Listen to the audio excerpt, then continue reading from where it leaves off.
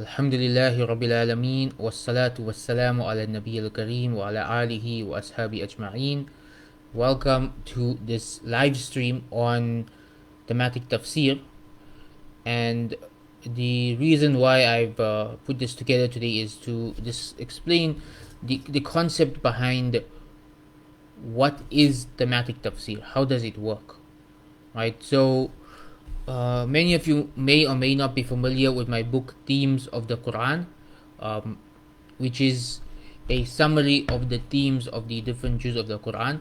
And a question I get quite often about this book is, what do we mean by themes? What does themes have to do with tafsir?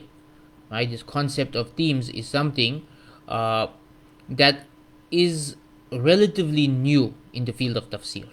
It's a relatively new methodology of tafsir. And what we're going to discuss in this video today is, what is thematic tafsir? How does it work? What are the benefits of it? And how does it fit in with the overall scheme of tafsir? So, to begin, tafsir is a very broad field. There are many approaches to tafsir. It's not just one way of doing things. I have a large tafsir library behind me. And if you look at those books, they represent a variety of methodologies. So, just looking now, we have Al-Qurtubi, which is a fiqh-based approach to tafsir. We have Ibn Ashur, which is more a rational approach to tafsir. We have At-Tabari, which is more a narration-based approach to tafsir, and many others. The point being that different authors have different methodologies of doing tafsir. And most of these methodologies are acceptable as long as they meet certain conditions. Now, the methodology of thematic tafsir, or discussing the themes of the Quran, this is relatively new compared to most of the other methods of tafsir. So there's a history of how tafsir has evolved over time. That in the time of the early scholars, tafsir was primarily narration based, meaning people would simply say, this is how the Prophet ﷺ interpreted this verse, this is what the Sahaba said about this verse. It was simply conveying narrations from those before them. And this became the primary methodology of tafsir, called tafsir by narration. This is the method you will find in books like Tafsir At-Tabari and Ibn Kathir, that they rely primarily on narrations. Now, this is important, this is good, this is beneficial, this is foundational. Really, the foundations of tafsir is narration-based tafsir. But a lot of people misunderstand, and they think that this is it. This is the be all and end all of tafsir. That it's only about narration and nothing else. It's just narrated based tafsir. No, rather, narrated tafsir gives us our foundation. It gives us our limits. It lets us know what can be interpreted further and what can't. What are the limits of opinions? What verses have specific set meanings and which verses are open to interpretation? They give us the fundamentals of tafsir. Beyond that, scholars can go deeper into any verse of the Quran in a variety of different ways. So over the years, scholars have developed their own methodologies of tafsir for diving deeper into verses, for diving deeper into surahs which may not have been explained by those who came before them. And these methodologies initially became known as tafsir by opinion. Now, the word tafsir by opinion is again a misunderstood term in our times. People hear the word opinion and they run away. They think that opinion means that the individual is just making up his own tafsir. That's not what tafsir by opinion is. Tafsir by opinion is actually, if you want to use a more specific term, it's actually tafsir through ijtihad. It's actually a ijtihadi approach to tafsir, where the scholar is using the principles of Islam to derive new rulings on deeper understandings of a verse of the Quran. So it's not something that's just pulled out of nowhere.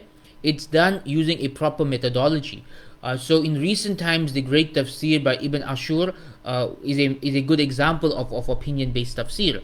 There are many early examples of this, the most famous being the tafsir by Fakhruddin al-Razi. These are ulama who applied ijtihad to the field of tafsir, and they used this to arrive at deeper conclusions about the verses. After that, other scholars developed their own approaches as well. So we have fiqh-based tafsir, which is the methodology of Al-Qurtubi and many others, where they take a verse of the Quran and they extract from it every possible fiqh ruling that they can think of. So they just go into the fiqh of each and every verse. They just extract fiqh upon fiqh. So there could be one verse of the Quran and they could derive 19 to 20 fiqh rulings from that verse. So this is called a fiqh-based approach to tafsir. Now, the approach we're looking at today is something relatively new, something that's only become popular in the past 100 years, and that's called a thematic approach to tafsir, thematic tafsir. So again, when people hear this is something new, they hear this is something that's only become popular in recent times, the first reaction is to run away. The first reaction is that this is some kind of innovation or some kind of changing the religion. In reality, it is none of this. It is simply a continuation or a new way of doing tafsir through ijtihad.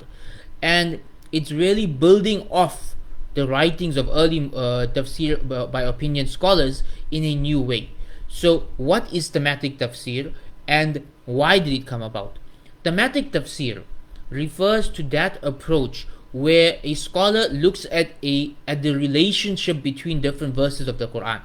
So why did this come about? This came about because there is a lot of writings by the enemies of Islam, the Islamophobes, the evangelists, basically those people, the Orientalists who are determined to make the Quran look bad. A lot of their writings revolve around this idea that the Quran is incoherent, that it just jumps from topic to topic without any actual benefit, without any actual flow, that it's like talking about death, then it's talking about divorce, then it's talking about jihad, then it's talking about Allah. It's like just jumping from topic to topic.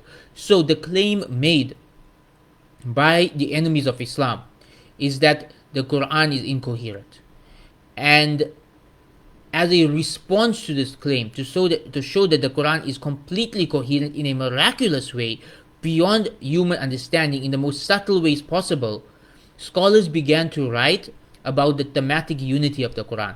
They began to show the link between one verse and another, one surah and another, one juz and another, to show how it flows like a conversation, how the jump from topic to topic is not neutral, it's not random, it's all done in a very wise manner. And this approach that developed over the past 100 years became known as thematic tafsir. And I myself love this approach. I love this approach so much that I wrote this book about it called Themes of the Quran, where essentially for each of the juz of the Quran, I summarize what is the core theme relating all of the verses and surahs in that juz, that how they all flow together to discuss a specific topic. So for example, in the second juz of the Quran, for someone just reading it for the first time, it seems to be just a random group of verses, some talking about some topic, others talking about other topics. But if you take time to reflect, you will realize that the second juz of the Quran focuses on the Sharia, the laws of Islam, and everything in it focuses on law. So the laws are listed, they are detailed, there are stories about those who obey the law, those who disobey the law. It's all related to the laws of Islam. It's the same towards the end of the Quran. If you look, for example, at the 27th juz, again, it seems to be a group of disconnected surahs and disconnected verses on a variety of topics. But if you think deeper and you reflect, you realize that the 27th juz is all about the afterlife, with a particular focus on the descriptions of paradise and hell. So this reflection on what connects the verses and surahs to each other and how the Quran flows, this is called thematic tafsir. Now, it's not entirely new. It's not entirely new. You will find elements of this in classical tafsir books, like the writings of Fakhruddin al-Razi, that he does occasionally discuss how certain verses are linked to other verses. You also see this in the classical methodology of dividing the Quran into Makkan and Madinan. We can actually call that a precursor to thematic tafsir, because essentially, how is the division of the Quran into Makkan and Madinan done? It's done by showing the themes of Makkan surahs and the themes of Madinan surahs and how they differ from each other. So from the very beginning, it's very clear that stories of the prophets is a Makkan theme. The Sharia is a Madinan theme. Jihad is a Madinan theme. The Munafiqun is a Madinan theme. So the themes are there from the beginning, and they are recognized by early scholars that they would mention that this surah discusses jihad, so it must be Madinan. This surah focuses on stories of the Prophet, so it must be Makkan. So you can see elements of thematic tafsir in early writings. It's just not the core focus of the book because this need for it didn't exist yet. The need for it came about in our times. Now in our times, focusing on the themes of the Quran is really, really beneficial, because even when we are trying to teach young people tafsir, a lot of them, they want to know what's the link. They want to know why is this coming after that? Why is this surah talking about that? Why is this surah jumping from discussing the story of Musa alayhi salam to talking about marriage and divorce? So to be able to identify the links and to discuss the links, this is very, very beneficial. And so this is something that scholars in recent times have taken up, the methodology of thematic tafsir. Unfortunately, most of the books in this field have not been translated into English. Many of the great works in this field have been written in Urdu, some of them in Arabic. One that has been translated into English, my personal favorite, is the thematic commentary on the Quran by Muhammad Al-Ghazali. I do have a copy somewhere here, but I'm not too sure where, so I won't reach out for it now. But Muhammad Al-Ghazali's book on this topic is excellent. But again, his book is 700 pages, and knowing that most people are not going to read a 700-page book on the topic, I went ahead and wrote my own summary of it. Themes of the Quran is only about 80 to 90 pages long. I've written it in this way so that people can read an entire summary of the Quran's meanings thematically in less than a week. That's really the goal of this book. And if you haven't read Themes of the Quran yet, you can get a copy. I'm actually going to put the link in the chat box right now. So okay, there you go. The link is up in the chat box. So this book of mine, Themes of the Quran, I actually wrote this during the month of Ramadan. And what happened was, this was about 6 or 7 years ago. I had really fallen in love with this concept of thematic tafsir, and I wanted to do something similar for my tafsir a day in Ramadan. So every day during that month of Ramadan, I wrote a summarized thematic tafsir of one juz of the Quran, and by the end of the month, I had the entire Quran summarized in 30 chapters, put it together as an ebook, and it's been available ever since, alhamdulillah. Many people have benefited from it, and I hope that you all will benefit from it too. Now, if you get it from the link attached to the video, you will get it at half price with a bonus video, with a bonus book, right? You will get it at half price with a bonus book. So that's a tafsir of the Quran summarized at half price with a bonus tafsir book written a few years earlier. This is something which I believe everyone can benefit from. Alhamdulillah, whoever has read it has really thanked me for writing it and asked Allah to accept it from us and to add it to our scale of good deeds. The month of Ramadan is less than 2 months away, and really the thing that I want all of us to do with this upcoming Ramadan is to connect with the Quran on a deeper level. Most of us are still on lockdown, right? I mean, 1 year ago when this lockdown thing started, we all were wondering how we're going to get through a Ramadan in lockdown. And subhanallah, we are approaching a second Ramadan in lockdown, and it's become almost like a normal thing for many of us. Many people we love have not made it to see this upcoming Ramadan. We might not make it to see the upcoming Ramadan. May Allah grant us life as long as life is good for us, and grant us death upon Iman when death is better for us. But the reality is we don't know how many Ramadans we have left, especially with the rate at which people are leaving this world. And so for this upcoming Ramadan, I highly recommend that each of us take time to understand the Quran. Not just to recite it, but to understand it. How? Number one, recite it every day. Number two, follow a lecture series about it every day. There are enough lecture series coming up every day in the month of Ramadan, and inshallah I will be involved with one as well this year. I hope so as well. And number three, and this is where a lot of us fail to do, right? Many of us are reading Quran, many of us are listening to the lecture series, but number three is so important: tadabbur. Reflect on the meanings of the Quran. This is so important. Take time every day. I mean, we are in lockdown, we are at home anyway. Take time to just sit and think about the Quran, to reflect on it, to reflect on how it relates to you, to reflect on how you can move forward with understanding the Quran and practicing it, and how you can benefit from it. This reflection on the Quran is one of the most powerful forms of meditation that you can ever do. It can completely transform your life. So make sure that we all take time every day in this upcoming Ramadan to reflect on the meanings of the Quran. So I'm going to take a few questions now. If anyone has any questions related to Ramadan or tafsir or thematic tafsir or any of these topics, you can post it in the chat box and I will take it now. But while waiting for questions, I just want to narrate the story about how I got involved in this field. So it goes back to when I was 15 years old, right? I was 14 or 15 years old, and I was watching the late Ahmad Didat Rahimahullah's lecture on the Quran, the miracle of miracles. And in this lecture, Ahmad Didat Rahimahullah, he mentioned how Muslims don't read the Quran and they don't understand the Quran. So how are they ever going to live by the Quran? And he mentioned this over and over again, that why are we not understanding the Quran? Why are we not living by the Quran?